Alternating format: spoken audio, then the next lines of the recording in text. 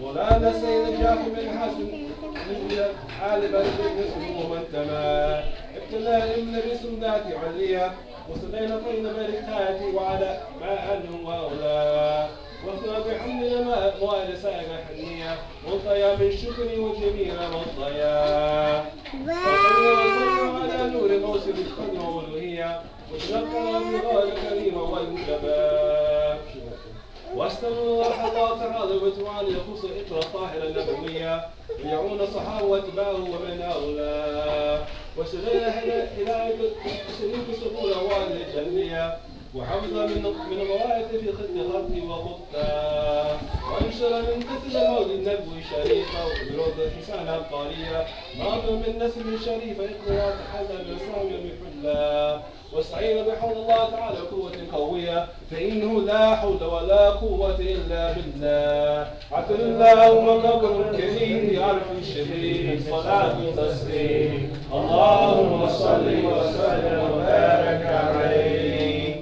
وبعد فأقول هو سيدنا محمد ابن عبد الله ابن عبد المطلب اسمه شيبة حمد الخسائر السنية ابن هاشم اسمه عمر ابن عبد المناف اسمه مغير الذي ينتمى لإطلاقات الولية ابن قصي اسمه مجموع وصله من قصي اختصاص في بلاد القضايا العباسية إلى أن عاد الله تعالى إلى حرمه المحترم حما ابن كلاب اسمه حكيم بن مرة بن كعب بن لؤلؤ بن غالب بن فهر اسمه قريش إليه تنسب بطن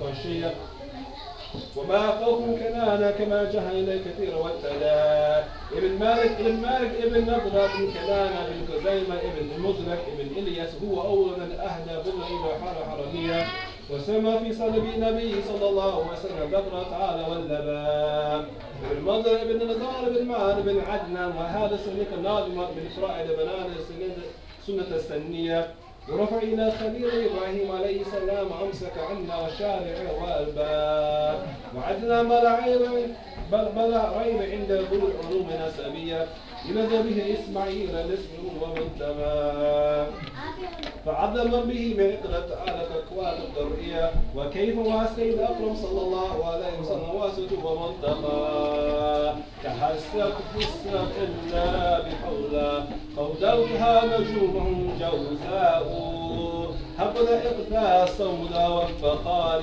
أنت فيه يتيم وأسماء وأقرب به من نسل الطاهر الله تعالى من سفاح الجاهلية وراد زين العراقي وراد من مولده حن وورا فبدا إليه كرامة للمحمد رباه وامجادا سننا لاسمه سواق سفاح فلم يسلم وراه من آدم إلى به وأمه سر النور نبوي في يسار وينهم برية والضبر يضرب في جبين جده عبد المطلب ابنه عبد الله عتل اللهم قبر كريم عرف الشريف صلاة وتسليم اللهم صل وسلم وبارك عليه.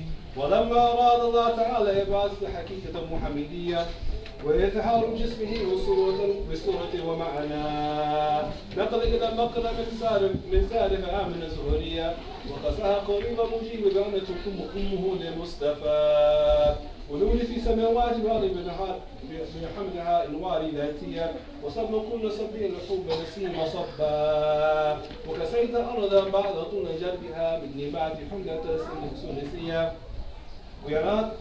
وينعت انتظامني وأدري شغلي جاني جنة ونفذت بحمله كل دابة لقريش بفسح لسان عربية وخرج الصان على وجوه وأفواه وتبشر وحوش مشارب ومغارب ودوار بحرية واحتسم أواد من صنعه كأس حمية وبشر الجن بأدنى زمنه وتحكت كهانة وهابت وهبانية ولج بقبر كل من حبيل خبير وفي كل حسرة وأتيت أمه في المنام فقيل لها إنك قد حملت بسير العالمين وخير بارية فسمعه إذا وضعته محمدا فإنه ستحمل عقباه.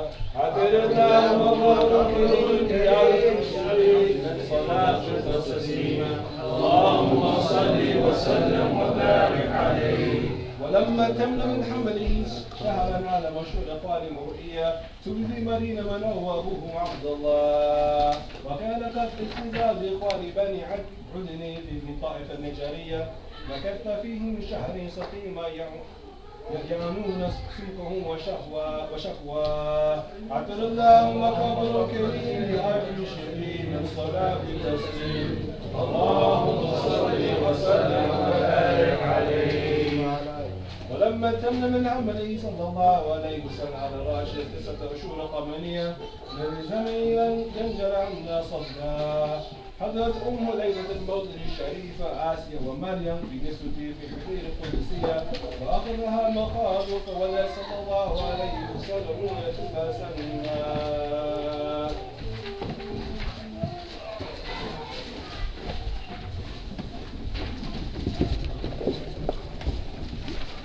صل يا ربي غير هادي وسلم بالنبي هدى وآله خلفاء ما أنا أحمد والثواب وكمالة طورا باقتداء كف كفا طامية في ثناء كيف تصوير تلك الأنبياء يا سماء تولدها سماه.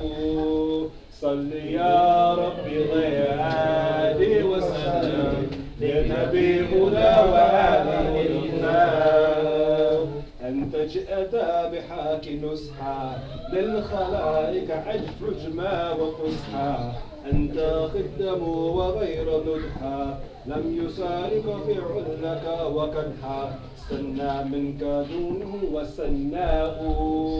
صل يا ربي غير هادي وسلم لنبي الله وآله الهدى. بثناء انسى وجنا عليك أهل يا منحمنا وشعراء فاحملنا عنا إنما مثل صفاتك للناس كما مثل نجوم الماء. صل يا ربي غير هادي وسلم للنبي الهدى وآله الهدى. عليك حسنى الله بنصحي بالرؤيا إليك اختصي وشفاعة أمي في قصي لك أنت مصباح كل فضلي فمن تصحي در إلا عن دوائك أدواء. صل يا ربي خير عبد وسلم للنبي الهدى وآله الهدى. معنوي سابق كل شيء والمعاني حساب معنوي تمسي رسولك فيك دون بيت لك ذات العلوم من علم الغيب ومنها لآدم أسماء. صل يا ربي خير عبد وسلم للنبي الهدى وآله الهدى. في حضور يا باد كنت إبرازك في أول بنتا بعد السماء اسمها حسانا لم تزول في دمائك كونا تختار لك أمهة وأباء. صل يا ربي غير آله وسلم للنبي الهدى وآله الهدى. بالثرى نور تجلى والجلابيب عزة تحلى في أفاك ذكراك تعالى ما مدأت فترة من رسول إلا بشر قومها بك أنبياء. صل يا ربي غير آله وسلم للنبي هدى وآله الهدى.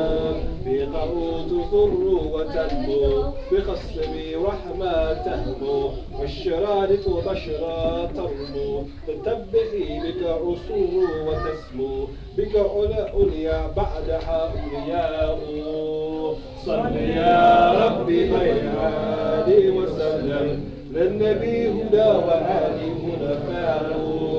قد نما سيل بالمكارم أنامي أمين فيك جئد مستقيم وبل الوجود منك كريم من كريم أباه كرماه صل يا ربي غير وسلم للنبي هدى وآل هدفاه جدلوا كل من إلا اعتلى معلا وعلا فخرا فاخر بإلا لست تحسب إلا بحلا قدوتها نجومها جوزاء صل يا ربي عليه وسلم للنبي هدى وآله نباه يا له عزنا وقاري ومكاني وانتصاري وسعاداتي غير قصاري أبدا اقدر صودي وافتخاري أنت فيه يتيمه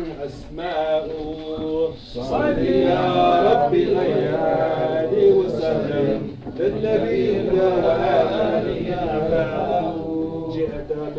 جئت بالهدى يا بهي يا رشيق القدس يا وضي هواك من ضياك سني ومحياك شمس منك مضي أسفل عنه ليلة غوراء صل يا ربي غيري وسلم للنبي هدى وآله ربك بخي قد طال زني وتم سروري وقصدي تبلغ قربي ورشدي ليلة المولد الذي كان الذي سر بيومه وأزداه صل يا ربي بيادي وسلم للنبي هدى وآله ما من نار فيه في السماوات ومسعد إلا الملائكة خر والسجاد قائلين جاء ولا أحمد وتولى البشر هواتف النصر ولد مصطفى وحق أبناه صل يا ربي ليالي وسلم للنبي وآله. This time, Imam Barzanji mentioned dua. This time is mustajab. So inshallah, anyone has any dua, this is the time to make it and show him respect at the birth of the Prophet sallallahu alaihi wasallam, which was the beginning or the culmination actually of mercy to the world. So any du'as is said this time inshallah be accepted. Inshallah, I'm going to say a special dua for the sister who was killed. Yes, the sister who started the school. Inshallah, Fatiha. Sister Hafiza. Inshallah, Fatiha.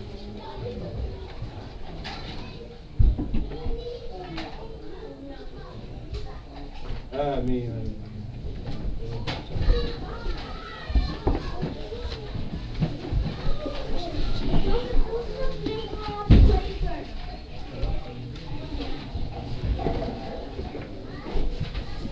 وفرض صلى الله عليه وسلم واليد على عظم بحر رأسه لسمع أمنية مغنيا بذلك رفع إلى سول علا وشمل إلى رفع قدر على سائر البرقية وإنه حبيب الله حسن الطبايا وسجيا ودعته عبد المطالب وهو يطوف بحاجة الغنية أقبل مصريا ونظر إليه بلغ من سر الله وانطلق كعب ضارب قام يدعو بخلوص النية يشفى الله تعالى ما به وعطاه وولد صلى الله عليه وسلم نبيا مفتونا مغفور مسلم بيد قدر الألوهية رضيا دهينا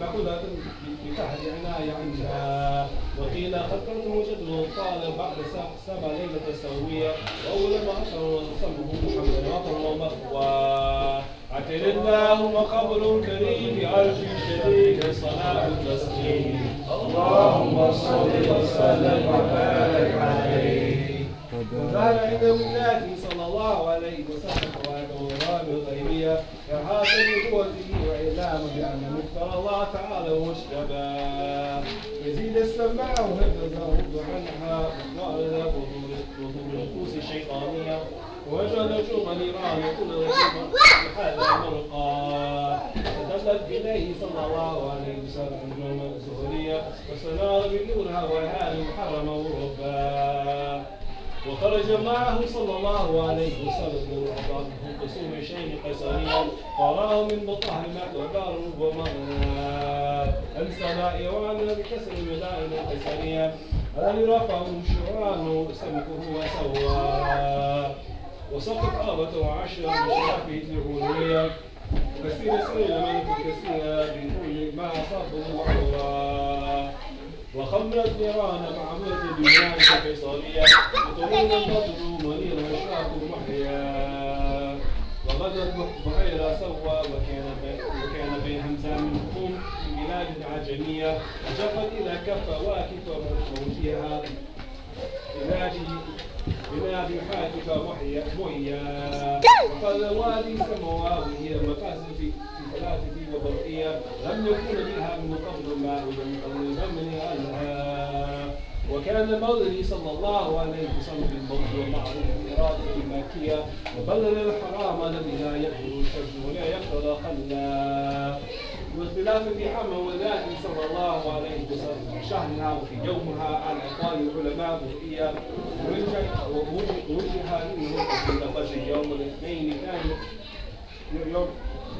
يوم الاثنين الثاني عشر شهر الاول من عام الفيل الذي سماه الله تعالى وحرم وحبه ومحمد عتر اللهم قبل كريم بألف شديد من صلاة التسليم اللهم صل وسلم وبارك عليه وركعته صلى الله عليه وسلم وايام ميقاته الطويله الاسلاميه التي اعطاها ملاحها من حين وفاته الميلاد صلى الله عليه وسلم بشرى ورداته صلى الله عليه وسلم مع ابنها مرسوم وابن سلمى وهي به حفيه ورداتها قبل حمزه في نصر الدين سرا وكان صلى الله عليه وسلم يبعث اليه من مدينه بسره وكسره هي به قضيه إلى أن أراد حكايتها وإلى منون ضريق وهو كلا الذين قومها فتنة جهلية وكلا استمتع أثبت الخلاف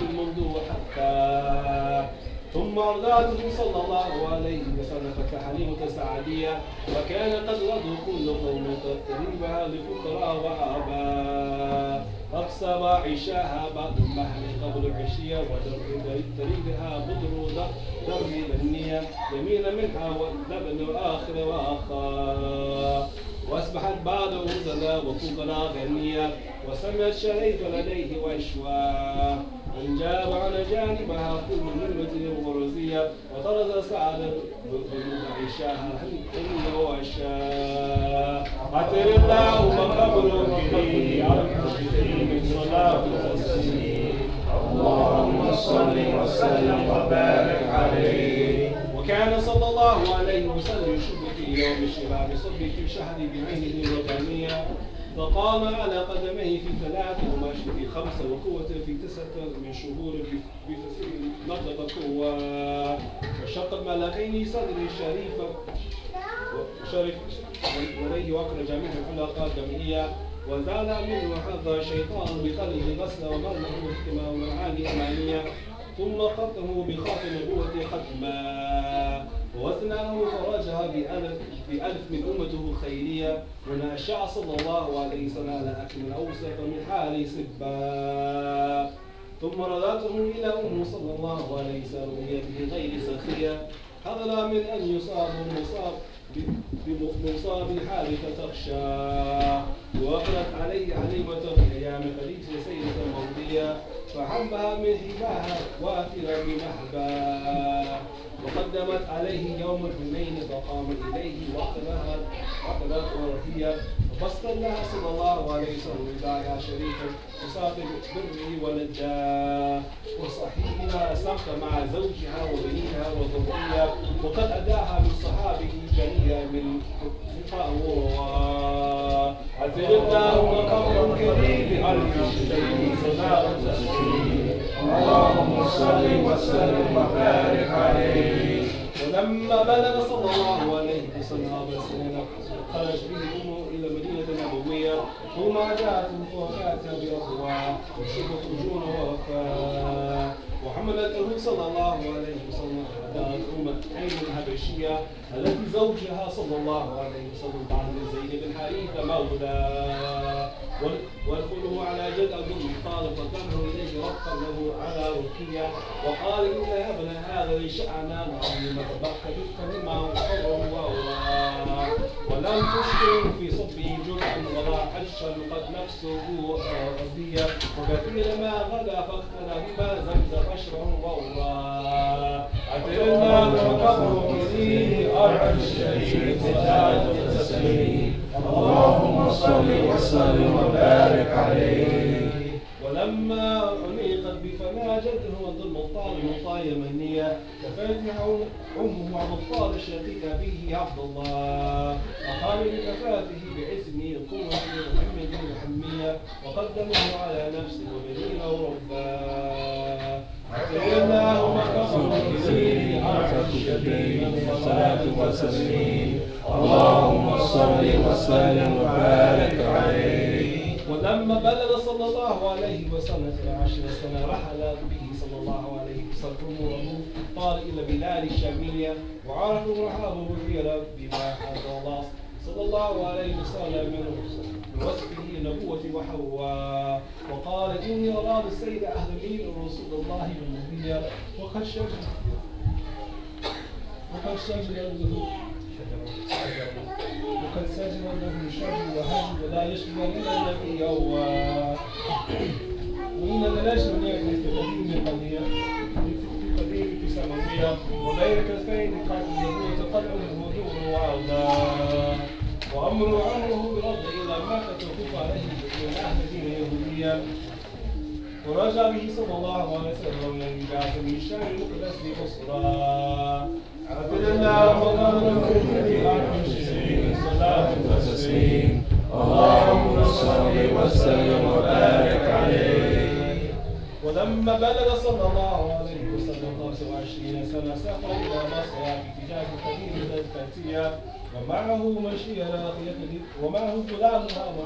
يقدم صلى الله عليه وسلم يقوم بما عنا نزل صلى الله عليه وسلم تحت الشجرة لديه سمعه يذكره رحاب بصرانية فعرفه صلى الله عليه وسلم رحاب إلى معه إليه صلى الله عليه وسلم بلاد وارث وهو وقال ما نزل تحت هذه الشجرة قد إلى النبي بدون صفات نقية ورسول قد قص الله تعالى بالفضائل وحبا ثم قال لمصر أوفي عينها وهمرا استظاهر لعلامات خلفية فأجابه بنعم فحق لديه ما ظنه به وتوخى ثم قال لمصر لا تقرب وكن معهم بالصدق وإذن حسن التوبية فإنه ممن أكرم الله تعالى بالنبوة واجتباه ثم عاد صلى الله عليه وسلم هناك فرأيته صلى الله عليه وسلم خديجة مقبلة وهي بين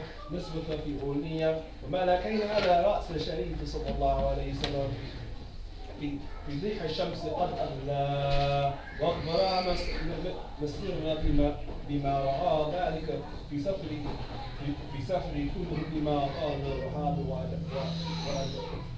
وأبديه لديه من الوصية وضعف الله تعالى في ترك تجارة ربها ولما فبنى لخديجة بما رأيت وما سمعت رسول الله تعالى إلى البرية الذي خص الله تعالى بقربه واصطفاه عطر الله وكبر كبير عرش الشديد صلاة وتسليم اللهم صل وسلم وبارك عليه. فخطبت له صلى الله عليه وسلم نفسها الزكية بشمول الإيمان به صلى الله عليه وسلم كبيرا وإياه فأخبر صلى الله عليه وسلم عمها بما دعته إليه هذا الرؤية تقية ورغبه فيه بفضل ودين وجمال المال وحسبه ونسيب كل قوم يهوى. وخطبت أبو طالب وفد عليه صلى الله عليه وسلم بعد أن حملت الله تعالى بمحامد السلمية وقال هو الله له نبعني بعد يحضر فيه مصرا زوجها منه صلى الله عليه وسلم وقيل أمها وقيل أخوها لسابق سلامها وزنية وأولادها كل أولاد صلى الله عليه وسلم إلى أن اسم خليل سمى عجب الله وكفر كريم عرش الشريف صلاة وتسليم اللهم صل وسلم وبارك عليه. ولما بلغ صلى الله عليه وسلم 35 سنة ولن قريش كعب عن سباعها بسهول الطريق الجاهلية ونزله في رفع حجر أسود وأراد رفعه ورجاه وعظم قبيلة قائلا تحدثوا على قتال قوة العصبية ثم تداعوا إلى الإنصاف فوضع الأمر إلى اجتراء صاحبها الماء حكم التحكيم أول دخل الباب سنة شيبية فكان النبي صلى الله عليه وسلم أول دخل فقالوا هذا أبينا وكنا يكبر يرضى فقالوا بأنه رد وأنه في هذه من الأولية ووضع صلى الله عليه وسلم في ثوبه ثم أمر أن طرفه القبائل الجمعية إلى المنطقة وعرفه إلى مقر من ملوك حاشد بنية ووضع صلى الله عليه وسلم يدي شريفة بوضوء الأعنى والبنات أثر الله وقبر إليه أعلى الشريك الصلاة والسلام اللهم صل وسلم وبارك عليه ولما قبل صلى الله عليه وسلم 40 سنة على آفاق الخالق نبني عالمية بعث الله تعالى للعالمين بشر ونادي وافعمهم برحمة وقول إلى تم 6 أشهر بأولئك صالحة الجاهلية فكان الله يراه إلى جاء مثله فلقى صدقه ربه سنة وإنما ابتداء صلى الله عليه وسلم بتمكين قوة بشرية ليفرغ ملك بنبوة فلا تقوى قوة وحب إليه خله فكان يعتبر البحر ليلة عدوية إلى أن آتى فيه صريح حقه ووفى وذلك في يوم 2 ل17 متخلت من شهر ليلة قدرية وتم أقوال 27 ثانية خلت من شهر مولد صلى الله عليه وسلم بدأ فيه وحيا فقال له اقرأ فقال ما أنا بقارئ فكتبه قوية ثم قال له اقرأ فقال ما أنا بقارئ فكتبه الثالثة حتى بلغ منه الجهل وغفى ثم قال له اقرأ فقال ما أنا بقارئ فكتبه الثالثة لتوجه إلى ما سيلقي إليه بجمعية يقابله بجهل واجتهال ويتلقى ثم فتل واحد 3 سنين و30 شهرا لشاتك إلى شاتك هاتك شدية ثم أثنت عليه يا أيها المذكر وجاء جبريل ونادى وكان نبوته صلى الله عليه وسلم قدم اقرأ باسم ربك شاهد على أن لها سابقية وتقدم على رسالته صلى الله عليه وسلم بشر ونادر ولما دعا أجل الله مقبول الكريم بأرض الشريف صلاة وسلام اللهم صل وسلم وبارك عليه وأول من آمن به صلى الله عليه وسلم من رجال أبو بكر صاحب الغيرة الصادقية ومن صبي علي وفي النساء خديجة التي تطلع بها قلبها ووفاء ومن موالي زيد بن حارث من أصدقاء بلال الذي أكرمه الله أمية أولاده مولاه أبو بكر بن عاتك مع أولاد ثم أسلم عثمان وسعد وصعيد وطلحة وابن عوف وابن عمرو صفية وغيرهم ممن أنهل صديق بحريق تصديق وسقى ومن سلك عبادته صلى الله عليه وسلم وأصحابه مخفية حتى أنزل عليه فأسلم بما تأمر رجعه بدعاء خلق إلى الله ولم يبق منه قومه حتى آبى مذاته إلهاتهم أمرا رفضت ما سوي وحدانية فتجاوبوا على مبارزته بعدوى وأذى وشد على مسلمين بلاء فهاجوا إلى سنة 5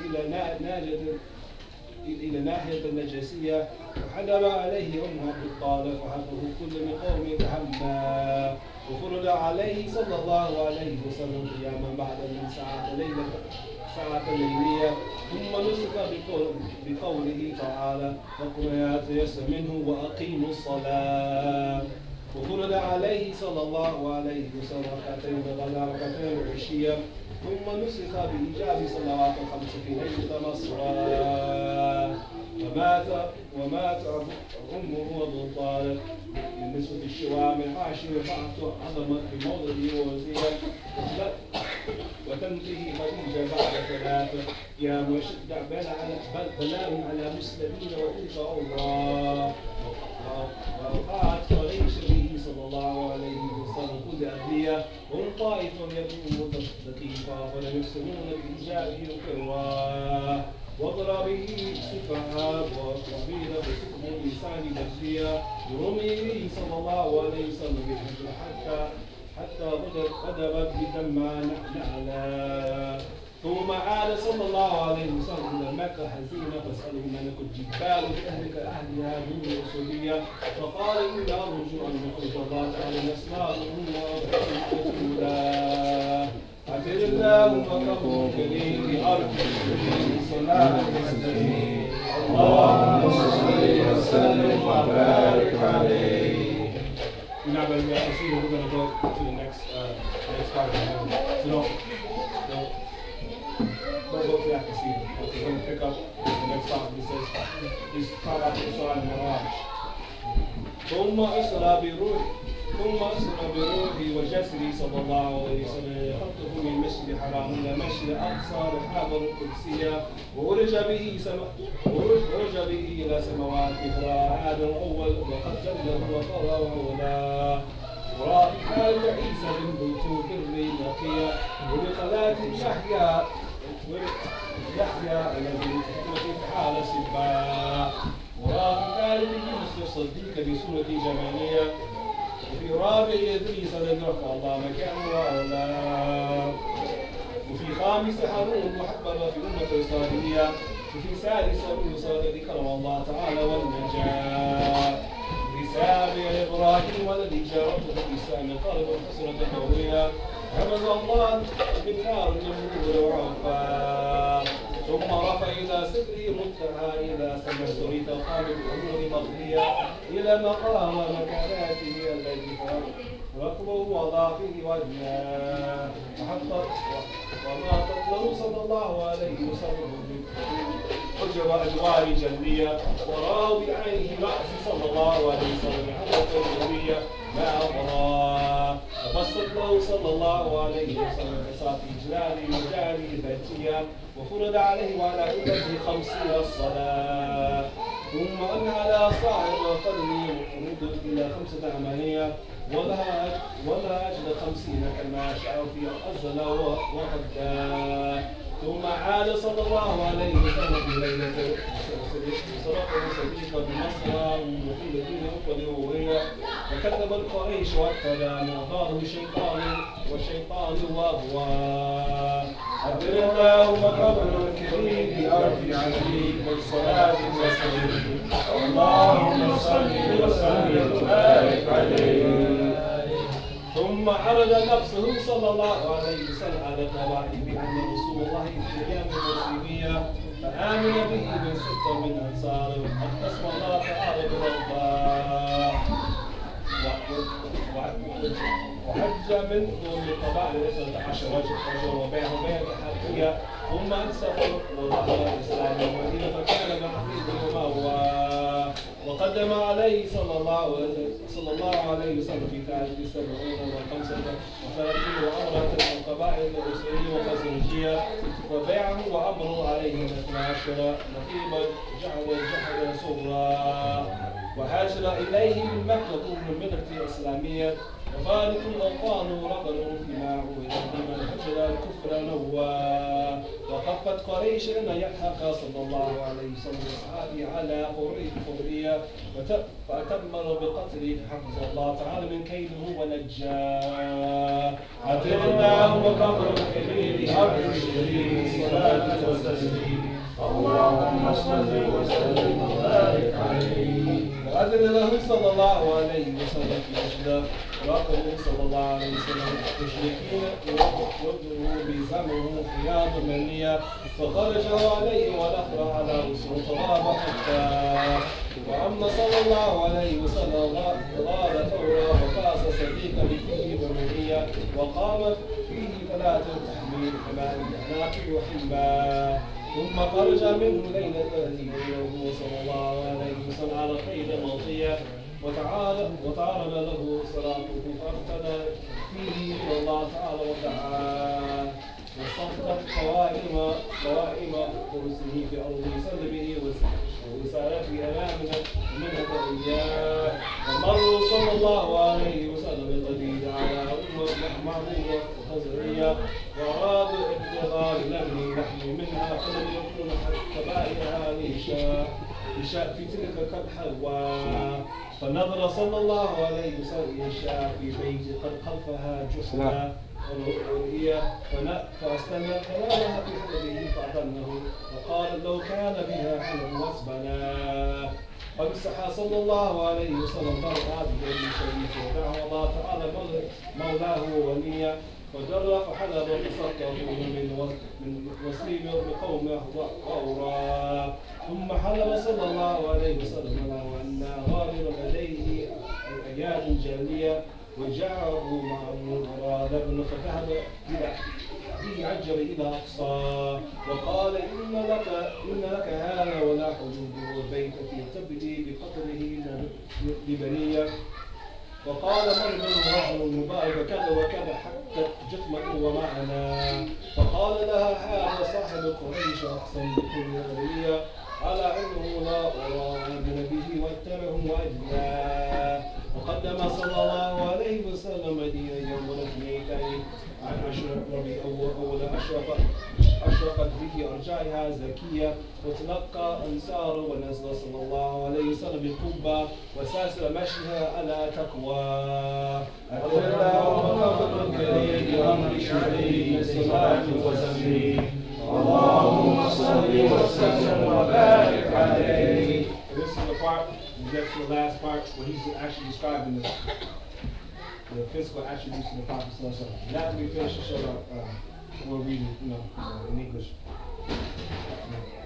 So he says, وكان صلى الله عليه وسلم والناس خلقا وخلقا ذات صفات سنية ضربوا قام أبيضا ونشره بحمل واسع عينين أكونها وأهلها أشهر قد منحى زجد حجبا مفلج إنسان واسقا محسنة واسع الخيل لا تجبه الأملية سهل خدين يرى في عنفه بعض إهلين حسين عينين ابنين أقنا فإذا بين منكبين سبتا كفين ضخما كجريس خليط اللحم أقربت كف لحية أردن رأس شعر إلى شمة إذنية وبين كتفيه خاف المبروك قد أمه نور وعلا وعلقه صلى الله عليه وسلم كاللؤلؤ ونفات مسكية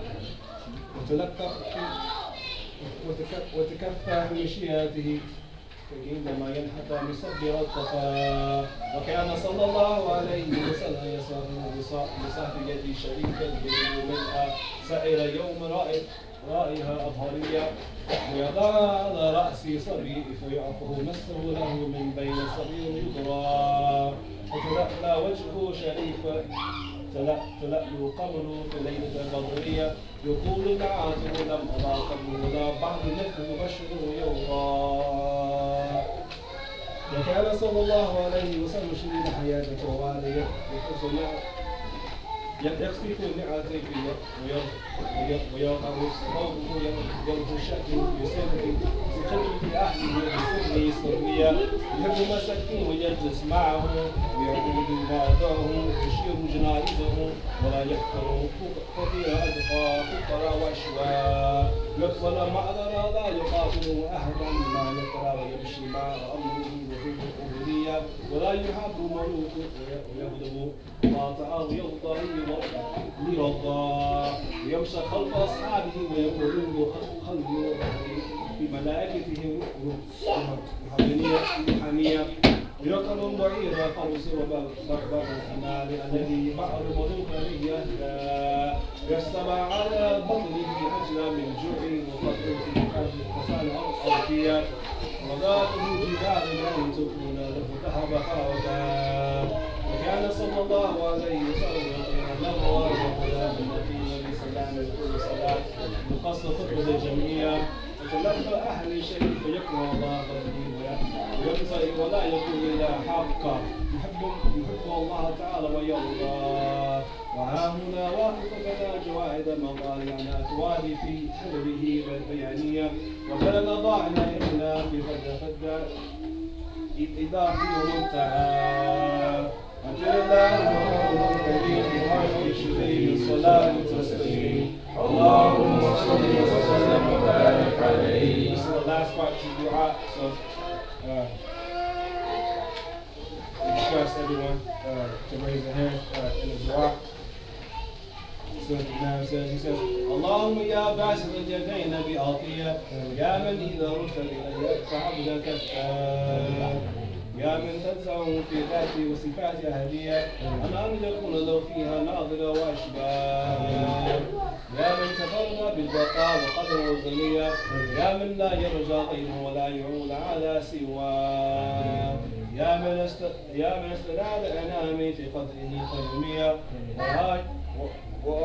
وأرشد بفضلي واسترشد واستهدى نسألك بأنوارك القدسية التي أزاحت من ظلمات شق دجا وتوسل إليك بشارة لذات محمدية ومن هو آخر أنبياء بسورة أولهم بمعنى بهذه الكواكب آمنة برئية والسفينة السلام والنجاة وبأصحابه أول هداية الأفضلية الذين بلغوا نفوسهم يطلبون فضلا من الله وحملة شريعته أول مناقب وخصوصية الذين يستبشرون بدعمه بفضله من الله واتفقنا بالأقوال وأعمال وأخلاص النية وتنجع لكل من حاضرين مطره والنار وتخصنا من أسرى نشر شهوات عدوى قدرية وتحقق لنا من المال ما بك ذنبنا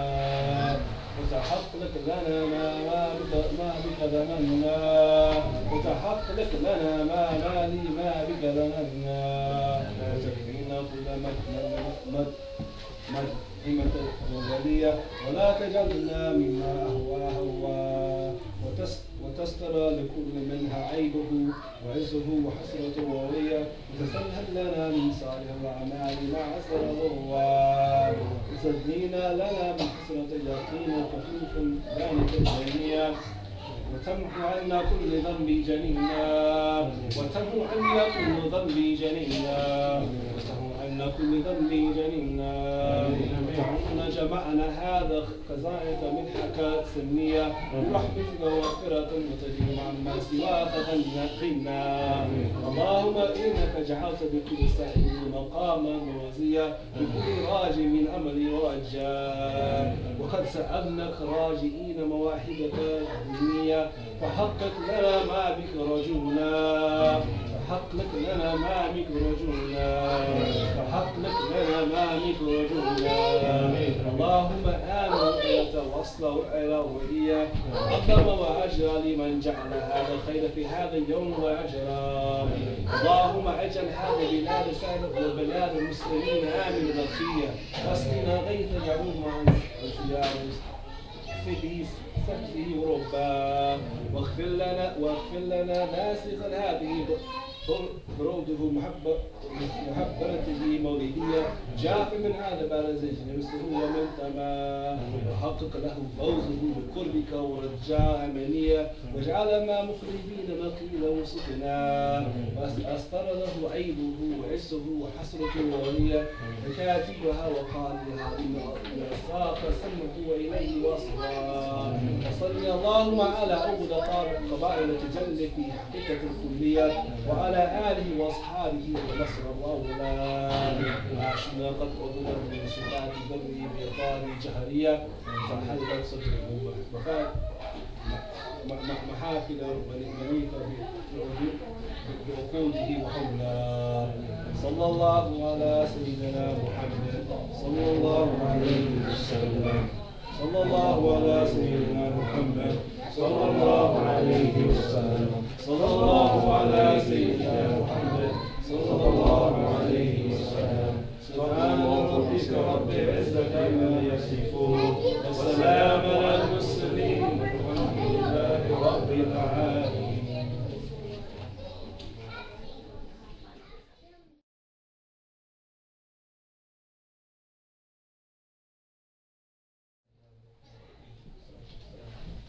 يا مصطفى أملي يا مصطفى سيدي عجب لنا كلنا يا الله يا الله يا مصطفى أملي يا مصطفى سيدي عجب لنا كلنا يا الله يا الله يا مصطفى أملي يا مصطفى سيدي عجب لنا كلنا يا الله يا الله يا ربي بالمصطفى أجب دعائي على عفو يخالصنا يا الله يا الله يا مصطفى أملي يا مصطفى سيدي أجب لنا كلنا يا الله يا الله أنت القادر على سفن يواسينا في روضات المصطفى يا الله يا الله يا مصطفى أملي يا مصطفى سيدي أجيب لنا كلنا يا الله يا الله أجب بك في ونون أنت الفاتح بابا إلا المصطفى يا الله يا الله يا مصطفى أملي يا مصطفى سيدي أجب لنا كلنا يا الله يا الله أجب بما رمته يا مصطفى سنيتي فليشاف المصطفى والأهل يا الله يا مصطفى أملي يا مصطفى سيدي أجب لنا كلنا يا الله يا الله أنت الموجب على قول يخالصنا من قبضياته يا الله يا الله يا مصطفى أملي يا مصطفى سيدي أجب لنا كلنا يا الله يا الله واجب بتوفيق ما قد كان نطلبه بالمصطفى مظلما يا الله يا الله يا مصطفى أملي يا مصطفى سيدي أجب لنا كلنا يا الله يا الله عجل إجابات ما يأتي لنا كرما بيبا أحمد المصطفى يا الله يا الله يا مصطفى أملي يا مصطفى سيدي أجب لنا كلنا يا الله يا الله واجب بتوبات ما ينيلنا فرجا والعون بالمصطفى مولاي يا الله يا مصطفى أملي يا مصطفى سيدي أجب لنا كلنا يا الله يا الله أنت القادر على غوث بغوثكم من قبضة الفقر عن أوصاني الله يا مصطفى أملي يا مصطفى سيدي أجب لنا كلنا يا الله يا الله واكشف حجابا على عبد يحجبه عن بويات المصطفى يا الله يا الله يا مصطفى أملي يا مصطفى سيدي أجب لنا كلنا يا الله يا الله وكن لنا ربنا بكن بايق ربنا بالمصطفى كلنا يا الله يا الله يا مصطفى أملي يا مصطفى سيدي أجب لنا كلنا يا الله يا الله وكن لنا ربنا بكن يكن ربنا بالمصطفى كلنا يا الله يا الله يا مصطفى أملي يا مصطفى سيدي أجب لنا كلنا يا الله يا الله وكن جوادا على برك تعبرنا على صراطي إلى الجنان يا الله يا الله يا مصطفى أملي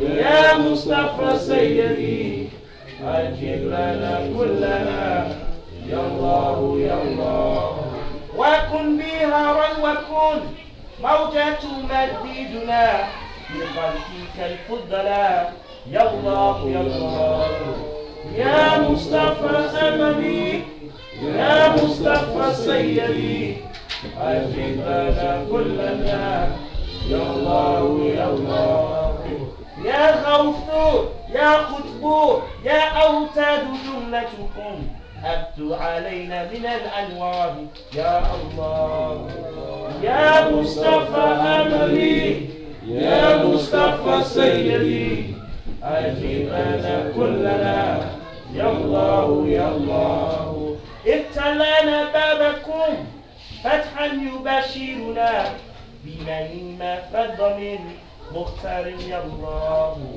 يا مصطفى أملي يا مصطفى سيدي أجب لنا كلنا يا الله يا الله وأهل الغرور معه علي هم كرما أبو بكر أمراء عثمان يا الله يا مصطفى أملي يا مصطفى سيدي أجب لنا كلنا يا الله يا الله أجب ربنا بسيد الكرماء أن تسكين بحره بالحب يا الله يا مصطفى أملي يا مصطفى سيدي أجب لنا كلنا يا الله يا الله اللهم صل على سيدنا محمد السابق الجوامع الله من السماوات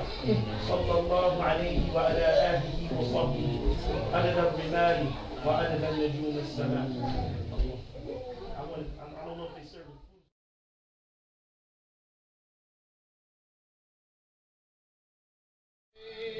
على محمد أشرف بدر بكون أشرف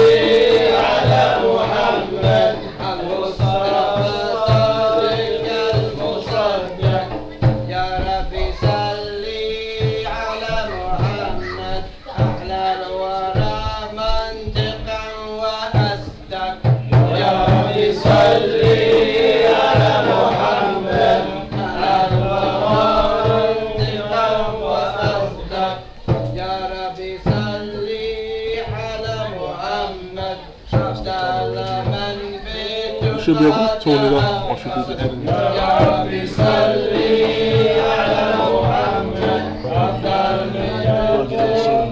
Plug it in right there. I'll be plugging it now. It's 1 hour, 8 minutes now. It's a little hard.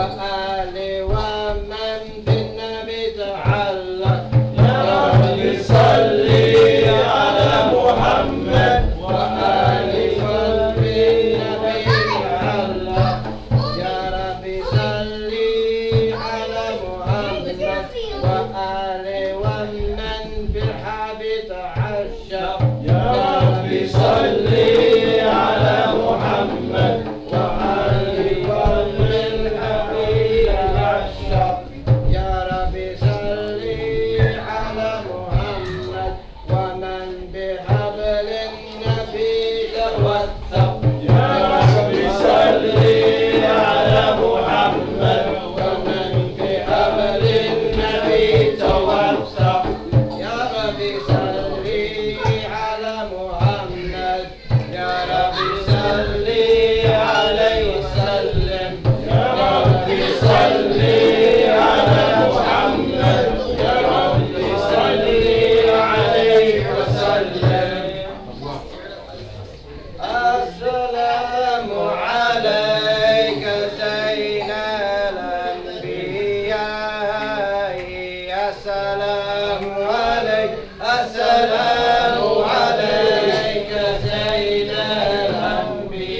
الأنبياء السلام عليك السلام عليك أتقى الأتقياء السلام عليك السلام عليك أتقى الأتقياء السلام عليك السلام عليك أتقى الأتقياء السلام عليك السلام عليك أتقى الأتقياء السلام عليك السلام عليك أزكى الأزكياء السلام عليك السلام عليك أزكى الأزكياء السلام عليك السلام عليك من باب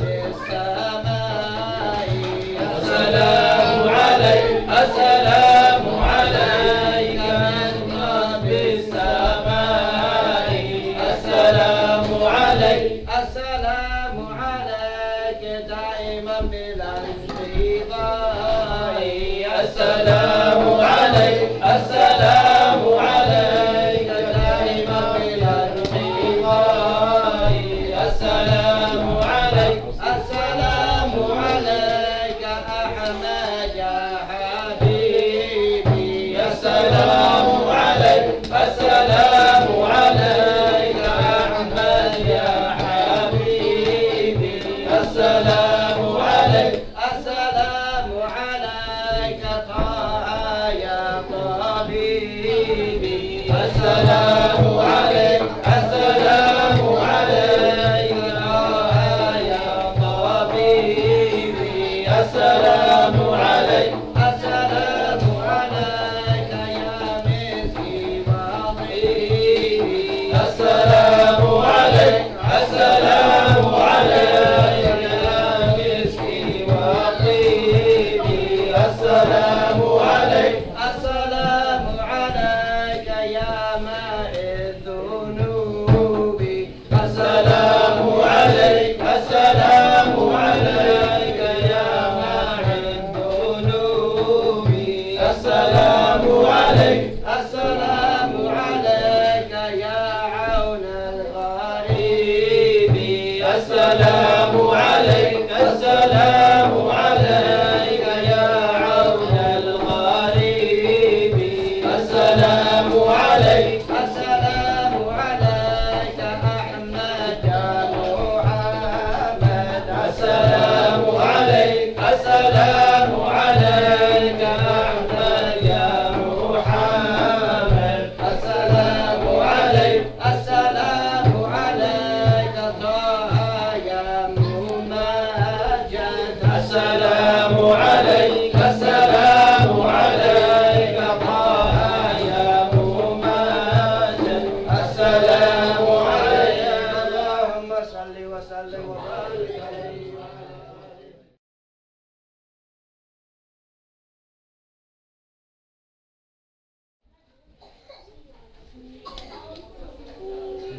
start off with the ayat, which means, indeed Allah and His angels send salawat upon the Prophet. All you who believe, send prayers and peace upon him. O Allah, grant prayers, peace, and blessings upon our Master Muhammad, the point of the service, holy fitri, manifest upon him in the mihrab of your holiness and infiniteness, and upon the family and companions. This was recited at the time. And then, Mawlid Barzanji, you have to say, there is no God but Allah. Know that there is no God but Allah. He said, I praise be to Allah who began this existence with the light of Muhammad, the night traveler, whose light is the secret in each affair, who made his appearance its seal and completion, and who bestowed upon his glorious family and pure descendants the divine secrets. They being for the people of the earth an invulnerable fortress, and for this deen a guardian. Blessings and peace be upon our Master Muhammad, the best of mankind, and upon his family, companions, followers, and whoever supports him. So I, the Adam, who gains from the overflowing every splendid and brilliant favor, and who is adorned with the two knowledges, of the outward and the inward, so that it becomes his practice and most cherished word. The one with the pure lineage whose love for the standing before his Lord delivers him from the burning fire. Our Master said, Ja'far ibn Hassan, who traces his lineage back to Mawlid Barzanji, starts his recitation in the name of the exalted essence, causing the flow of blessings on what I work for and obtain. I praise this wholesome source, easily implied, writing upon the mouths of good things. I give blessings and send peace upon the light described as foremost and first, conveyed in the noble white mark placed upon foreheads and faces. I humbly ask Allah subhanahu wa ta'ala, the exalted, to bestow a favor upon the pure prophetic emperor, which includes his companions, followers, and those who support him. I implore him for guidance by which I will travel in clear established ways, and for safety from the seduction and the plans of those who make errors from following in their footsteps.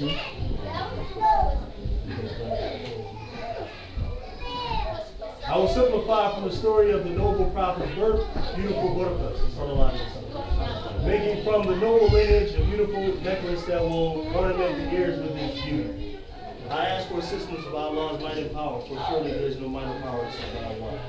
O Allah, send his noble grave with an aromatic fragrance of blessings and peace. O Allah, blessed, granted peace and barakah. That's some translation of the Torah. I say, he is Sayyidina Muhammad, son of Abdullah, son of Abdul Muttalib, named Shaybat al-Hamd, whose brilliant qualities are praised. He is the son of Hashim, whose name is Amr, son of Abdul Manaf, whose name is Al-Mughira, to whose exaltedness the ascension is related. The son of Husayn, whose name is Mujammi, because he used to travel far into Quba'a land. And so Allah brought him to the sacred haram and his protection. The son of Kilab, his name is Hakim, son of Murrah, son of Ka'ab, son of Lu'ay, son of Ghalib, son of Fitr, whose name is Quraysh, to whom the clans of the Quraysh are related. What is above Quraysh is Kinani, as accepted by many. Ibn Malik, son of An-Nadr, son of Kinana, son of Khuzaymah, son of Mudrika, son of Ilyas. The first to offer camels is the present to the sacred six precincts, and whose loins the prophet was heard mentioning Allah and responding to him. Son of Mudab, son of Nizam, son of Ma'ad, son of Adnan. This is a thread whose precious gems were strung by the finger of the brilliant Sunnah. Adnan, whom Allah connected to the Khalil Ibrahim alayhi salam, whose way Sayyidina Muhammad sallallahu alayhi wa sallam took, and whose father he is. And here there is no doubt for those who have knowledge of his lineage, that Adnan descends from the sacrificed one Ismail, who Sayyidina Muhammad's lineage, where Sayyidina Muhammad's lineage ends. How great a necklace whose pearls like stars shine, and why not, since it's most precious, the master, the noble is among them. Allah sent his noble grave with an aromatic fragrance of blessings and peace. Allah blessings, rest and peace, and barakah. The light of prophethood appeared as a beautiful white mark on their foreheads. His new moon appeared on the foreheads of his grandfather and his son Abdullah, who was his father. Allah sent his noble grave with an aromatic fragrance of blessings and peace. Allah blessings, granted peace and barakah. When Allah wanted to send forth his Muhammadan reality, his appearance as a body and a soul in form and meaning, he moved it to his resting place inside of Amen, the radiance of beauty. Allah, the most near, the respondent, selected her to be the mother of his chosen one. It was announced in the heavens and on earth that she was carrying the lights of Allah. Every ardent lover turned towards the ascended breeze of his beloved. After long being barren, the earth became clothed in lush green. Fruits ripened and trees bowed, heavy laden, easy for the picking. In tongues of clear Arabic, the animals spoke of his conception. Beds of tyrants and idols tumbled, landing on their faces and mouths. Beasts of east and west, of land and sea, exchanged the good news. The worlds drank from the cup of great joy. The jinn were told the approach of his time. Soothsayers prophesied, and monks became afraid. Every learned rabbi was eager for news of his coming and became lost in astonishment by the display of his beauty. His mother was visited in her sleep and was told, "You have become pregnant with the master of the worlds and the best of mankind. So when you give birth to him, name him Muhammad, for surely all the issues from him will be praised. Allah, since his noble grave with an Arabic praise and blessings and peace. Allah, bless him, grant peace and blessing." 2 months after his conception, according to the most well-known narration, his father Abdullah died in Medina to the Munawwara. Passing by his uncles on his mother's side, Bani Uday from the tribe of Bani Najjar, he fell ill and for a month remained among them while they tried to treat him. Allah sent his noble grave with an aromatic fragrance of blessings and peace. Allah bless him, grant him peace and barakah. 9 lunar months passed after his conception, according to the numerous traditions. Now time's thirst for him will be quenched. On the night of his noble birth, Asiya and Maryam, with other women of Jannah, attended his mother. The moment labor pains began, she gave birth to him. As soon as labor pains began, she gave birth to him. As a radiance whose brilliance illuminates the world. As it says here, several imams of narration and knowledge say that standing at the mentioning of his noble birth is preferred, so paradise is for the one whose name is to honor. It's here he's talking about that part, and the other standing.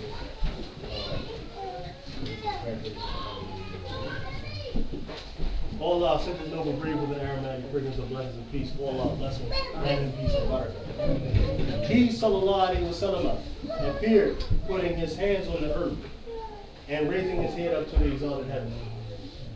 His raising of his head indicated his sovereignty, his high rank above mankind, and that he is the beloved one whose character and personality are good. His mother had called Abdul Muttalib, who the while had been performing tawaf around the Kaaba. The Kaaba built for the angels. He came quickly and looked at him with utmost pleasure. Then he took him inside of the Kaaba, the noble and unique, and stood making dua with sincere intent, thanking Allah the Exalted for what he gave freely and with his pleasure. He, sallallahu alaihi wasallam, was born clean, circumcised, and circumcised. The umbilical cord cut by the hand of divine power. Scented oil, he was born like this, scented oil and with the cool of divine care on his eyes. It is also said that he was circumcised 7 nights after his birth by his grandfather Abdul Muttalib, another Arab, who served in peace and fed the people and named him Muhammad, and honoring him in his abode. Allah sent his noble grave with the aromatic fragrance of blessings and peace. Allah bless him, grant him peace and butter.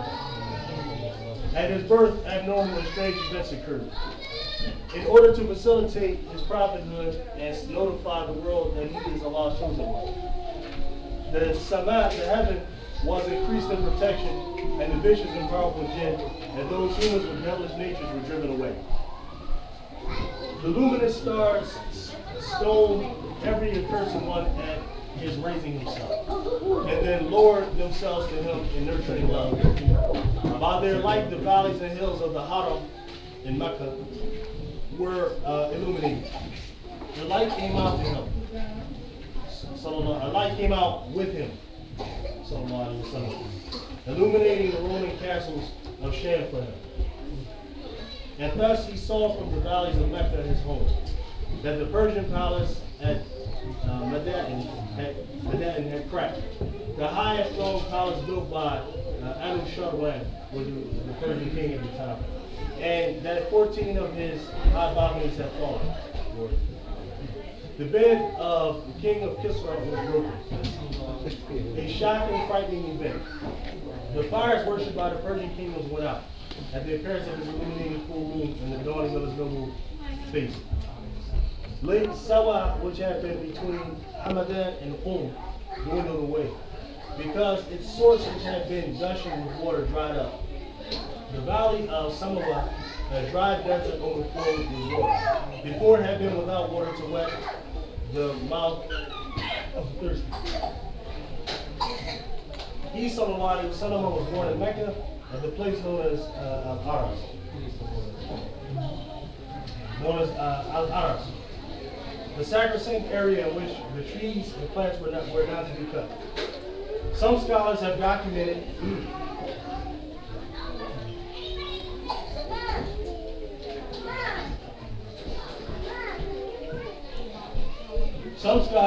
been documented as being in disagreement about the exact year, month, and day of his birth. But most accept that his birth was before the dawn of Monday, the 12th of Rabi al-Awwal, and the year that Allah protected the Kaaba by stopping the elephant from entering the house. Allah sent his noble grave with an aromatic fragrance of blessing and peace. Allah bless and grant him peace and butter. His mother suckled him for a few days. Then Thuwayba al-Salamiyya, who, when she gave her master Abu Lahab the good news of the Prophet Prophet's birth, was immediately set free as a reward. She suckled him with her son Masud and Abu Salama, receiving him with great pleasure. Before him, she had suckled Hamza, who is praised for his support of the deen. From Medina, he, Sallallahu Alaihi Wasallam, would send her well-deserved gifts and clothing, until her body was put in the grave and covered. Until some said that she kept the deen of her people in Jahiliyyah until her death. Others said that she had submitted, and this has been proven and narrated by Ibn al-Mundar. Then he, Sallallahu Alaihi Wasallam, was suckled by a young woman, Halima as-Sa'diyya. The people had rejected her as a witness because of her indigence. By nightfall, the day she took him, her barren life became fertile. Indigent or she actually had breast milk. oh, okay. She didn't have milk as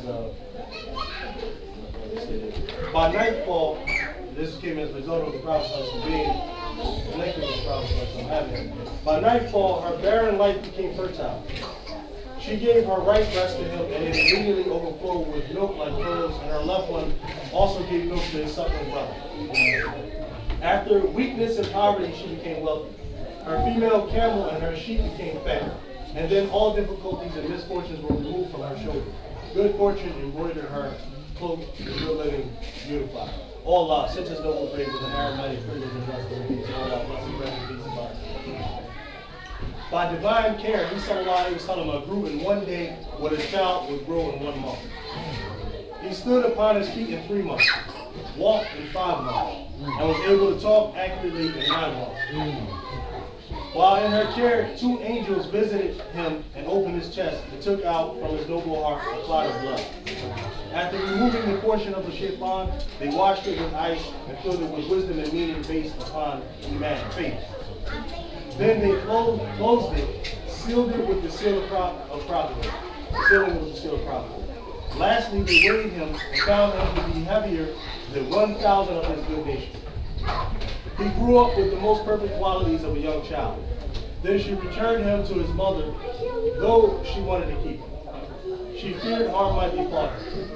Halima visited him during the time he was living with Khadija, a Sayyidah al-Marbiya. And he gave generously to her with shyness and modesty. On the day of Hunayn, she, Halima Sa'di, came to him, and he stood up selflessly to meet her. He unfolded for her his noble shawl of generosity and honor. The correct belief is that she, her husband, and her children became Muslims. A group of trustworthy narrators considered her and her husband among the companions. Allah sent his noble grave with an aromatic fragrance of blessing and peace. Allah bless and grant him peace and peace.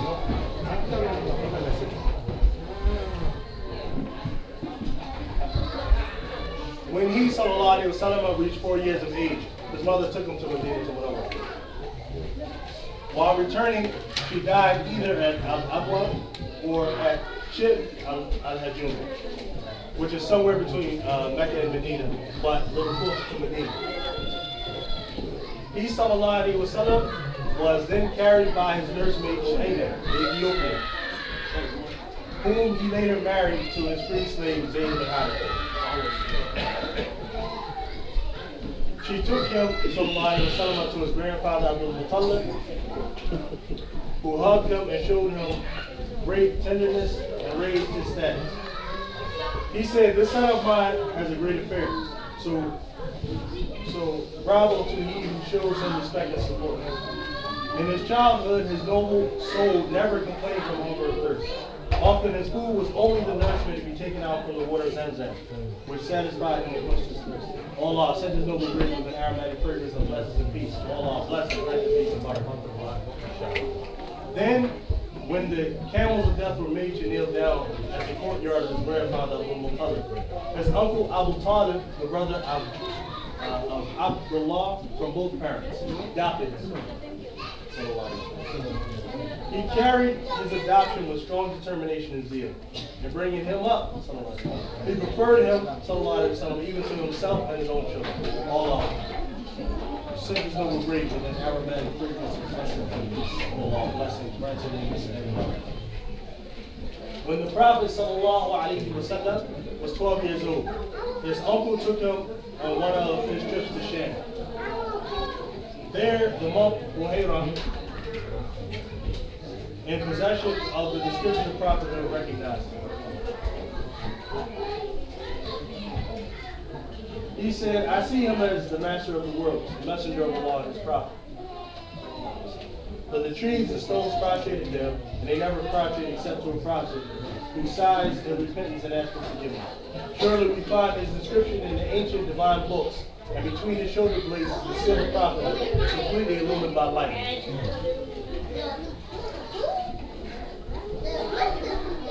His uncle ordered that he be returned to Mecca, fearing that harm might be falling from the news. So he returned with him from Busra, which is a city in Sham now called Quran. Allah sent his noble grave with an aromatic fragrance of blessings and peace. Allah bless him, grant him peace and barakah.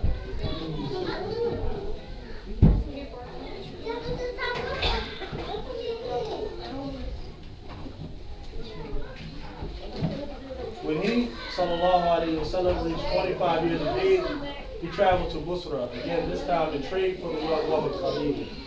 With him her servant Maysara, who served him and looked after his needs. Near the hermitage of Nestor, the Christian monk, he rested under a tree.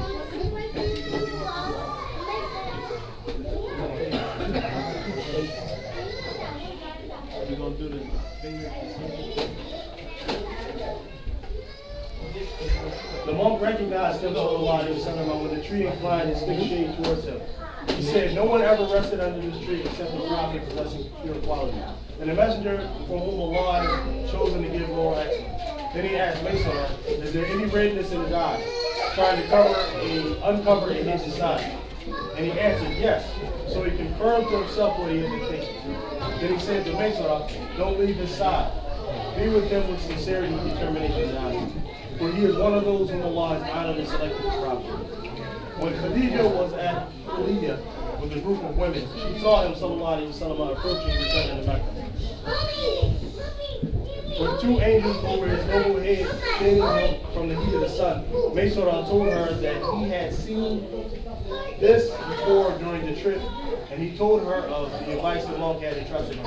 Allah doubled the trade's profits and made it grow. So from what she saw and heard, it became clear to her that he was the messenger of Allah, the exalted and mankind for whom Allah had specially selected to be theirs. Allah sent his noble grave with an aromatic fragrance of blessings. Allah bless him, grant him peace and barakah. She asked him, sallallahu alayhi wa sallam, to take her pure self in marriage, so that by his perfumed scent she might obtain the scent of humanity. She then told his uncles what this pure and pious woman had asked them for, and they agreed, for they were pleased by her virtue, her religion, her beauty, her wealth, and her lineage, all cherished qualities. Abu Talib made a speech praising Allah and him, sallallahu alaihi wasallam. He said, by Allah the future deeds will be praised. She was married to him by her father. It is also said by her uncle. And it is also said by her brother. And happiness having been preordained. To him she gave her to all his children, except the one he called Al-Khalil, Ibrahim. Oh Allah, send his noble grace and Aramaic prayers and blessings and peace. Oh Allah, bless him, grant him peace and blessings. When he reached the age of 25, the Quraysh were rebuilding the Kaaba before its walls had cracked from the floodwaters of Abta, one of the valleys in Mecca. They disputed over who would lift the black stone to its place in the Kaaba, for everyone wanted this honor. The argument grew heated, and they were about to come to blows, every clan standing against the other. Then they summoned each other to agree upon leaving the resolution of the matter to someone who would apply wisdom and deliberation. They decided to accept the decision of the first one who entered into the gate of Al-Sanada al-Shaybiyah. The Prophet ﷺ was the first to enter, so they said, he is Al-Amin, the Honor. We all accept him and are pleased with him. Then they told him that they wanted him to make a ruling on the matter and carry it out. So he ﷺ put the stone on the cloak and then ordered the tribes to lift it together to its designated place. They all lifted it to its place in the corner of that building, Al-Kaaba. Then with his noble hand, ﷺ, he put it in his present place and fixed it there. Allah, since his noble agree with the Aramaic prayers and presence of peace. Allah, bless and grant him.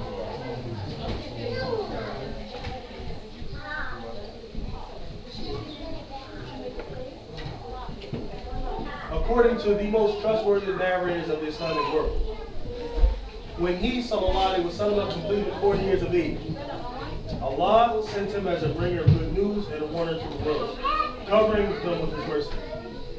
For 6 complete months, he saw clear, true dreams. Each dream coming like the dawning of the morning's brilliant light. He was starting out with these dreams as a training to strengthen his human capacity, so that the angel wouldn't surprise him with the manifestation of prophethood, and that his power would not be able to accomplish. Isolation became pleasing to him, so he would worship in the mountain of Hira numerous nights and whole days, until the pure truth, which is the angel Gabriel, came to him. That was on a Monday, the 17th of the month of Laylatul Qadr. There are other traditions saying that it was the 27th or 24th of that month, or 8 days before the month of his birth. He, Jibril, alayhi salam, said to him, read. He, sallallahu alayhi wa sallam, said, I cannot read. Then he covered him with a strong embrace. Jibril said, read. And he, sallallahu alayhi wa sallam, said, I cannot read. Then Jibril covered him with an embrace the second time until he, sallallahu alayhi wa sallam, read.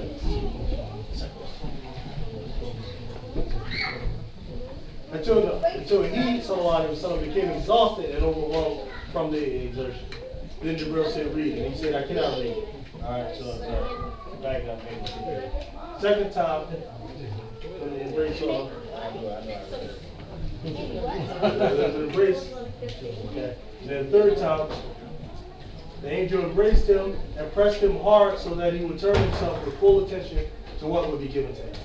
Sallallahu alayhi wa sallam. Receiving it with seriousness and effort. Then the revelation stopped for 3 years or 30 months, making him look forward eagerly to those beautifully fragrant scents, i.e. the revelation. Then, Ya ayyuhal mudaththir was sent to him by Jibril alayhi salam.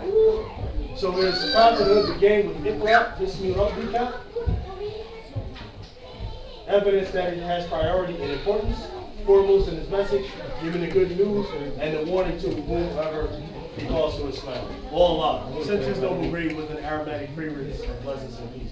Allah, bless him, grant him peace and barakah. The first to believe in him among men was Abu Bakr, the companion of the king. The Siddiq, meaning the one who believes immediately without doubt. Among children was Ali, and among women Khadija, through whom Allah strengthened and preserved his heart and protected him. Among free slaves, Zayd ibn Haritha, and among slaves Bilal. the Ethiopian, the caller to prayer chosen by the prophet, tortured by his master Umayyad for his belief in Allah. Later bought and freed from slavery by his new master Abu Bakr, who provided for him. Then next submitted Uthman, Sa'id, Talha, Ibn Auf, and Zubair, the son of the prophet As-Safiyyah, and others whom the Siddiq gave to drink the nectar of belief. Still he, sallallahu alaihi wasallam, and his companions worshipped in secret until Allah revealed Fasda to them. Therefore, which means therefore declare openly what you have given or ordered. Thereby he openly called the people to Allah. His people didn't denounce him until he denounced their gods and ordered the rejection of all but the oneness. Now they dared show him open enmity and threat of harm. Hardships increased for the Muslims. So in the 5th year they made hijrah to the domain of the king of Habasha, Najashi, because his uncle Abu Talib was solicitous of him. Sallallahu alaihi wasallam. All the people, because his uncle Abu Talib was solicitous of him, sallallahu alaihi wasallam, all the people were afraid to harm him. Because his uncle was protecting him, all the people were afraid to harm him. And so for a time he was protected. First, he, sallallahu alaihi wasallam, was required to stand some hours of the night. Then the obligation was abrogated by Allah's words. In Surah 73, ayat 20, read from it what is easy and establish the prayer. And he was required to make 2 raka'ah in the morning and 2 in the evening. Then finally, in the night of the Isra wal Mi'raj, his obligation was abrogated by the 5 required prayers. Abu Talib died in Shawwal in the 10th year of the message, and with his death, the hardships greatly intensified. Following his death, Abu Talib, by 3 months, came to meet his death, and increased hardships and vulnerability. The Quraysh let fall upon him every enemy. He went to Ta'if, calling the Thaqif, which is a tribe in Ta'if, to Islam, where he wasn't received well. They encouraged the mockers and the slaves to assault him rudely. They pelted him with stones until his shoes were God-gripping with blood. In sadness, he sallallahu alaihi wasallam returned to Mecca. Then the angels of the mountains surrounding Ta'if asked him if he should destroy his people for their stubborn ignorance. But instead, he sallallahu alaihi wasallam said, I asked Allah to take care of those who breaks from their bones. Oh Allah, send a noble brave with an aromatic fragrance and blessings and peace. Oh Allah, bless his peace and bounty. Then, while awake, he sallallahu alaihi wasallam was taken on a night journey with his ruh and body, his spirit and body, from the mosque of the Haram to the mosque of Al-Aqsa in Jerusalem and the sacred precinct. He was taken up to the heavens, where in the first heaven he saw Adam alayhi salam, dignity enveloping and exalting him. In the second heaven he saw Isa ibn Maryam, the good and the pure, and his cousin Yahya, who was given wisdom and application of the Torah in his youth. In the third heaven he saw Yusuf, the Siddiq, and his beautiful form, with his beautiful form. In the fourth heaven he saw Idris,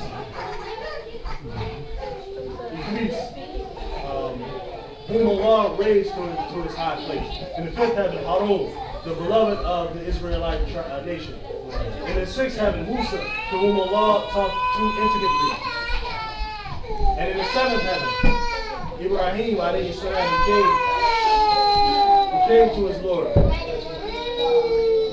Who came to his Lord with a heart at peace and in inward goodness. Whom Allah protected from the fire of Nimrod.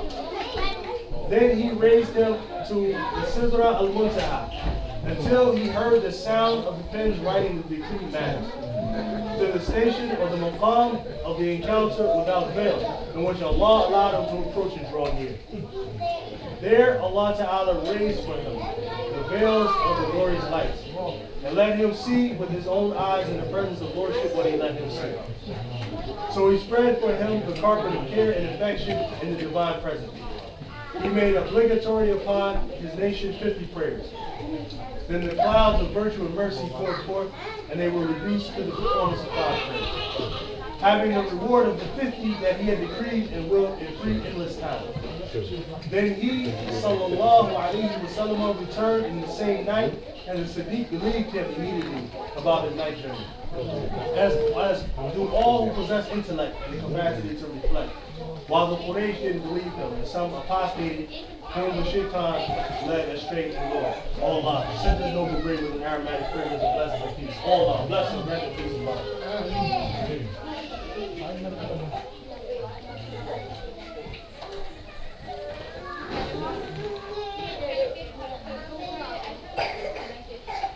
During the Hajj days, your translator says, and it is important to note here, even before Islam at a specific time of the year, people gathered to visit the Kaaba. So he said, during the Hajj days, he, sallallahu alayhi wa sallam, presented himself to the tribes as the messenger of Allah.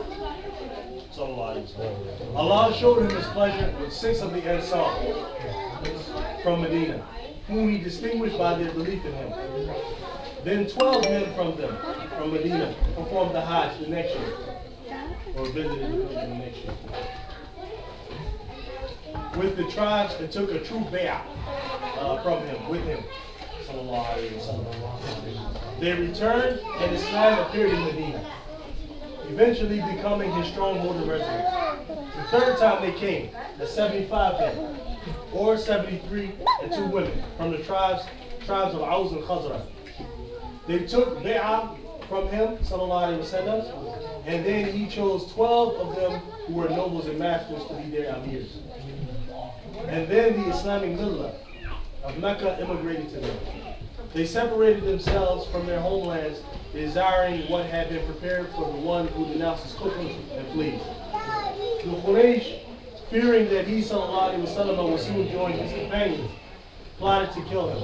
So Allah, the Exalted, protected and saved him from the deceit. Allah, sent his noble grave with an aromatic fragrance of blessings and peace. Allah, bless and grant the peace of Allah.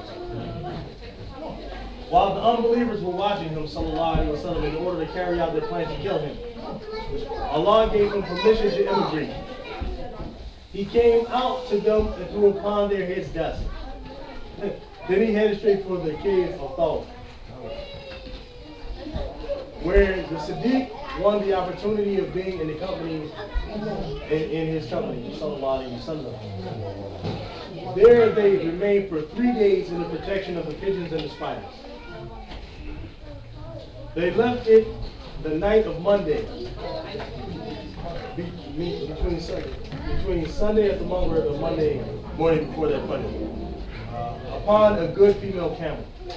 On the way, when Suraqa came upon him on horseback with the intention of capturing him, he, sallallahu alayhi wa sallam, earnestly asked Allah's protection from him. Then the legs of Suraqa's horse began to sink into the firm ground, whereupon he asked for the Prophet's protection, sallallahu alayhi wa sallam, and he was granted. He, sallallahu alayhi wa sallam, passed the tent of Mawlid Barzanji, which is, they say, it's the kunya for Atikah and Khan. He wanted to buy milk or meat from her, but there was neither milk nor meat in the wool tent, the wool tent. This is always in Medina, right? All this. Always in Medina, something happened. He wanted to buy milk and meat from this particular sister that was going away. But there was nothing, no milk or meat in the tent. However, the Prophet, sallallahu alayhi wa sallam, saw a female sheep in the house that didn't go with the other sheep because it was too exhausted. He asked her permission to milk it. She gave him permission, but said there's no milk. But if there were milk in her, she would have milked it. So there's no milk in the cow. But at his touch, it filled with milk immediately, and he milked her, and everyone present drank to his satisfaction. Then he milked the sheep again, filling the container, and left it with her and declared silence. When Abu Ma'bad came and saw the milk, he was struck by wonder. This is her husband. When he came, he was struck by wonder. He asked, "So where did this milk come from?" there is no milking sheep that can give a single drop. She told him that a blessed man passed by, giving his physical description and his other qualities. He declared, "That is that man from the Quraysh." He swore by all that is divine that if he saw him, he would believe in him, follow him, and be close to him. He sallallahu alayhi wa sallam arrived in Medina on Monday. I'm still assuming that happened on Monday. Sallallahu alayhi wa sallam arrived in Medina on Monday, the 12th of Rabiul Awwal. His pure sights were illumined by him. The Ansar met and welcomed him, and he dismounted at Kuba, which is 2 miles, about 2 miles from Medina. Really good. Kuba's in Medina. Yeah, it's in Medina. This time is about 2 miles from Medina. Really built the masjid upon Taqwa. Allah sent his noble graves in Aramaic, 30% blessings and peace. Allah blessings, grant him peace and love. He sallallahu alayhi wa sallam was the most perfect of people in physical and moral nature, possessing the highest beings and qualities. He was of middle height, light in color mixed with red. His eyes were big with natural kuhul, having long lashes, long eyebrows almost touching. Between his 2 front teeth was a small space. His mouth was full but handsome. His face was wide with a forehead like the new moon. His cheekbones were not high. His nose was slightly curved. His bridge was good and a little high. His shoulders were broad. His palms wide and generous. His bones big at the joints. His heels with little flesh. His beard thick.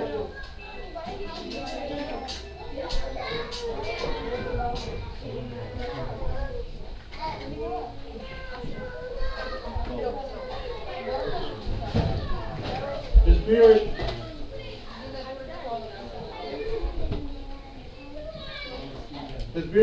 beard thick, his head large, his hair reaching the earlobes. Between his shoulders was the seal of prophecy, luminous. His perspiration was like pearls. His scent sweeter than musk. When walking, he would lean forward, moving quickly, as if he were coming down from a high place. When he greeted someone, he would shake hands with him, and that person would spend the rest of the day smelling of jasmine and musk. When he put his noble hand on a child's head, that child could easily be known from the rest by the scent left on his head from the Prophet ﷺ. His noble face shone like the light of the night of a full moon. The one who describes him says, "I have never seen before or after him a human being like him." He sallallahu alayhi wa sallam was very shy and very modest, mending his own shoes, patching his own wool, milking his own sheep, and serving his family in a noble way. He loved the poor, sitting among them, visiting the sick, and walking in their funerals. He never condescended anyone, even to the most poor and wretched. He accepted apologies. He never met someone mentioning what that person disliked. He walked with widows and slaves. He didn't fear kings. He got angry only for Allah's sake and was pleased with what pleased Allah. He walked behind his companion saying, "Leave my back for the spiritual angels." He rode the camel, the horse, the mule, and the donkey given to him by a king. Though he tied a stone on his stomach from hunger, all the keys of earth's treasuries were at his disposal. Even mountains tried to persuade him to permit them to turn themselves into gold for him, but he refused. He didn't speak idly. Whenever he met someone, he was the first to offer greetings. He elongated the prayer and made short the Jummah khutbah. He used persuasion on the nobles and honored the generals, sometimes joking but always speaking the truth, pleasing to Allah. Here the description of his noble person comes to an end. And the one who is dictating this has reached a stopping point like the traveler who has reached the clearing and place of rest. Here is just, the rest is just dua.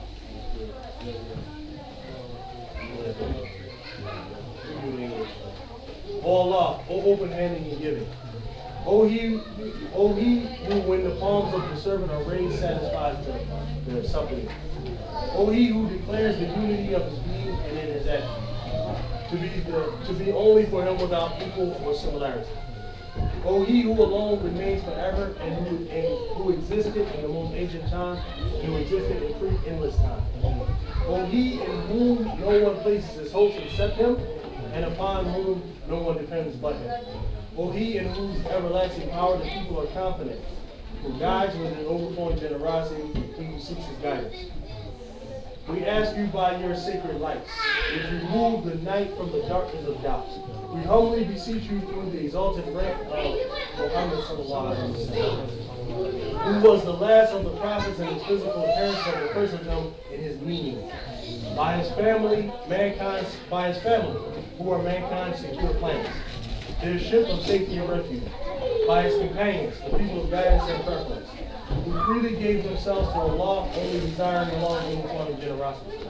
And by the carriers of his Sharia, the people of great deeds and virtues, who rejoice in each grace and favor from Allah, that you grant us success in words and deeds and achieving sincerity and intention, that you give to all who are present in this gathering his request and wish, that you save us from the shackles of lower desires and the sicknesses of the heart, that you realize our hopes which we have placed in you. Say this 3 times. That you realize our hopes which we have placed in you. That you realize our hopes which we have placed in you. That you save us from every great harm and calamity. That you don't place us among those whose self tends towards low desire. That you cover the flaw, the inability, the limitation, and the powerlessness of each one of us. That you make easy for us the good deeds which are difficult to accomplish. That you bring close to us the goodness of certainty so that it may be easily picked like the fruit of Jannah. That you erase from us all our sins. That you erase from us all our sins. That you erase from us all our sins. That you include this gathering of ours in your exalted giving from your treasuries. By mercy and forgiveness and a perpetual freedom from needing anyone other than you. Allah, surely you have given to every petitioner a station and a merit. And to every hopeful one, whatever he hoped for. We have asked you hoping for gifts from your presence. So realize for us what we hope to gain from you. So realize for us what we hope to gain from you. O Allah, secure us from fears and correct the rulers and their citizens. Increase the reward of whoever performs this goodness today. O Allah, make this country and all Muslim countries secure and comfortable. And provide our land with rain that will cover its lowlands and its hills. And forgive the copier of these decorated pages of the Mawlid, Jafar, from the family of Barzanji, and his lineage to whom he belongs. Realize for whom the triumph of your Muslims. Make his rest and place of residence among the former 40 years from you. Cover the flaw, the inability, the limitation, and the powerlessness of him. And the writer of this Mawlid, its reader, and whoever listens carefully to it. Bless, O Allah, the first divine manifested light from the absolute reality, his family, companions, and those who helped him and stood by him. The ears that are pleased by the glittering description of him are thereby beckoned with jeweled earrings. The foremost of the noble gatherings are made beautiful with chests adorned with necklaces in which you mentioned. Allah bless our Master Muhammad. Bring the Lord to Philly. Make special